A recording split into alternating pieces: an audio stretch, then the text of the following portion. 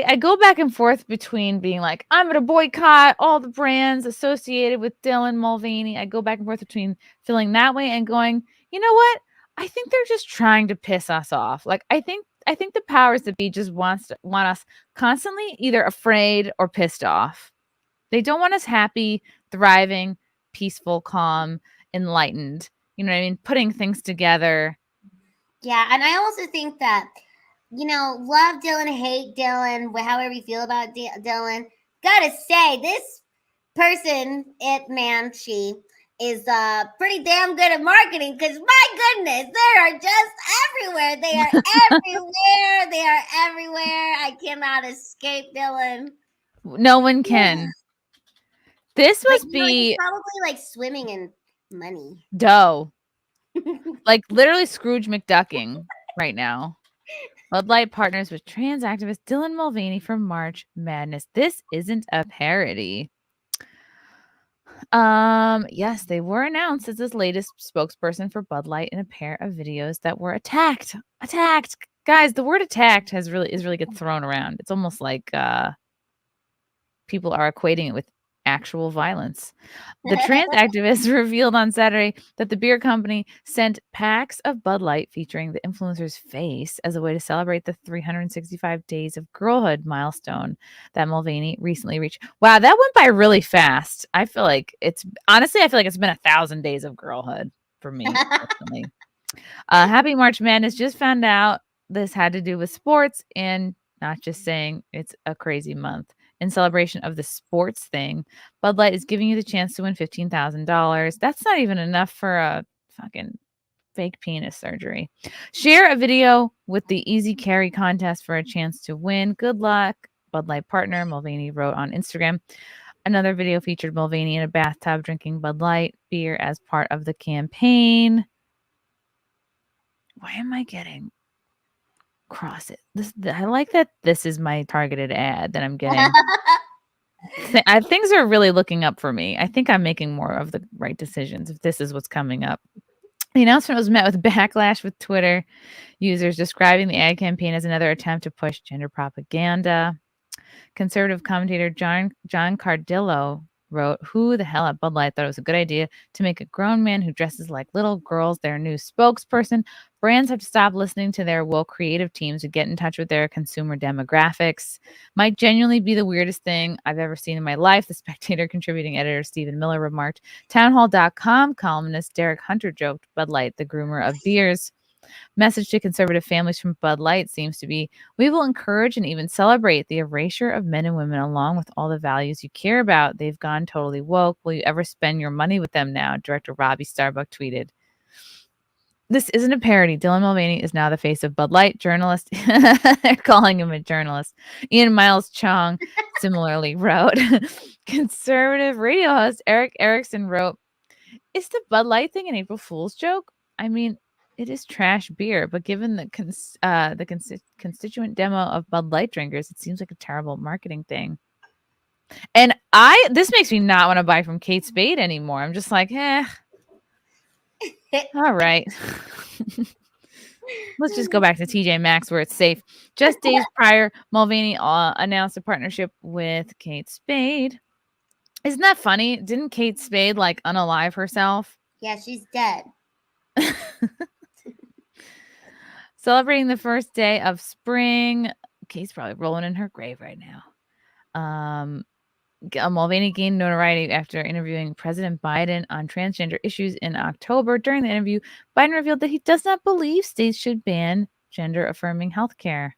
"I don't think any state or anybody should have the right to do that as a moral question and as a legal question. I just think it's wrong," Biden said.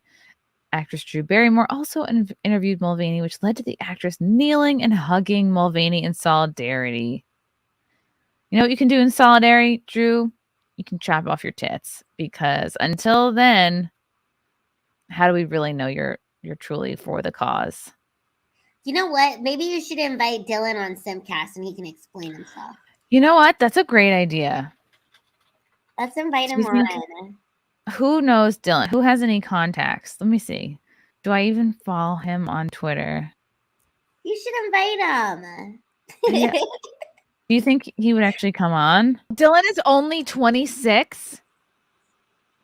Oh my boy. God. I thought he was like 36.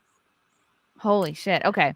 I just Dylan found Mulvaney- that so that whole, and I heard you talk about it. Like it was so pandering and strange and awkward, and I just got goose flesh from the whole thing. But other than that, I don't know anything about this person. So Apparently Dylan came out at the age of 4.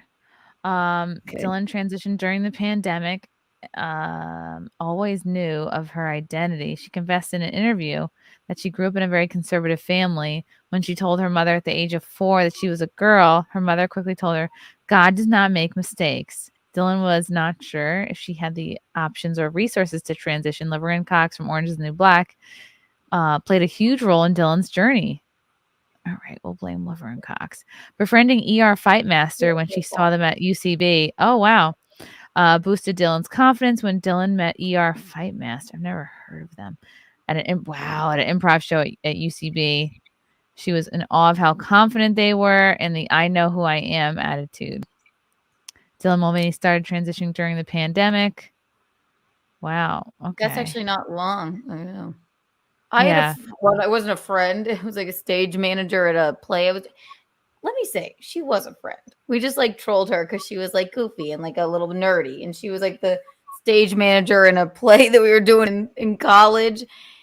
And all of a sudden, like I looked and she was like, maybe I shouldn't say the name. She was like going to go from Allison to I'm going to be Dominic now.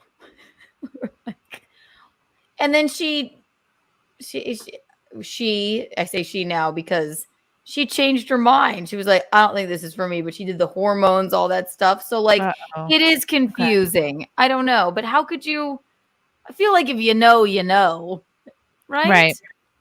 Not to shit on her. Poor Allison. We can shit on her. Yeah. I know. It's weird. I don't know.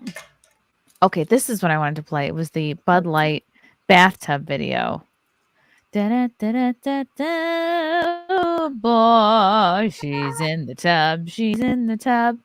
Dylan Mulvaney is now getting paid $10,000 plus to be the face of brands, including Bud Light, Tampax, Kate Spade, KitchenAid, the Plaza Hotel. Well, you don't have to worry about me boycotting the Plaza. That is brilliant of Bud Light, for Christ's sake. Oh my Stella McCartney. Why do you think it's brilliant of Bud Light? Because it's talking so about pandering. Oh my God. It's like, and now people that would never drink Bud Light or they're gonna look like very inclusive. Do you think it's gonna be a net positive or a net negative? Like, do you think more people will drink Bud Light to support this, or will more people stop drinking Bud Light because people that I would feel like the people that drink Bud Light probably no longer want to drink Bud Light because it's a drink. I think they're going to drink it more. You think it's going to be more? Yeah. Or maybe they're going to get a new audience, right? They're just doing the get a new audience. And I think anybody who's drinking Bud Light is not just going to stop drinking Bud Light. If Bud Light's your go-to, you're probably just going to stay there. True, because it's cheap. You might move to a different, cheaper beer.